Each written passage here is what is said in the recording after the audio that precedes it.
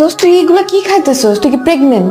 না ওর জন্যই তো খাইতেছি। দোস্ত এগুলা না করিস না, এগুলা ভালো না। কি ভালো না? শোন, এইগুলা ছাড়া না লাইফ চলে না। ও আবার তোর মতো লাইফ প্ল্যান আমি just উড়াই দিতাম। শোন, তুই না মুখে মুখেই আসোস আর অ্যাকশনের বেলায় জিরো। শোন, আমার দরকারও নাই। আমি 12 ম্যান হয়ে থাকতে চাই। আমি জাস্ট পানি টানবো, এটাতে আমার চলবে। তুই না ভালো হ, এগুলা করিস না, এগুলা ভালো না, ঠিক আছে? তুই না শান্তি পাবি না, এগুলো করলে কখনোই শান্তিতে থাকবি না। তুই নিজেই চিন্তা করতে, তোর কয়টা বয়ফ্রেন্ড ছিল এক্স্যাক্টলি? গুনি নাই তো। যেদিন সত্যিকারের ভালোবাসা পাবি লাইফে, তখন দেখবি পরে পস্তাচ্ছিস, রিগ্রেট করতেছিস যে কেন পাঁচটা আমি এগুলা করছি। জীবনেও না। এই মানুষ বিয়ে করে কেন বলতো? এটা রিচ হাজবেন্ডের জন্য। মোটেও না, একটা ভালো হাজবেন্ড যে তাকে অনেক বেশি ভালোবাসবে আর কেয়ার করবে তার জন্য। তোর বাপ মা এই যে 1000 মানুষজন দাওয়াত করে বিয়ে দেয় কেন? শুধুমাত্র একটা বাসর রাতের জন্য। ফিতাটা কাইতে দেয়, শেষ। আমি তো ভাই একটা কারণে বিয়ে করব। তুই আবার নতুন ফোন কিনছিস দোস্ত? তুই এত টাকা কই থেকে পাস? তুই কি ব্যবসা করিস? ব্যবসায় কর, তুই বুঝবি না।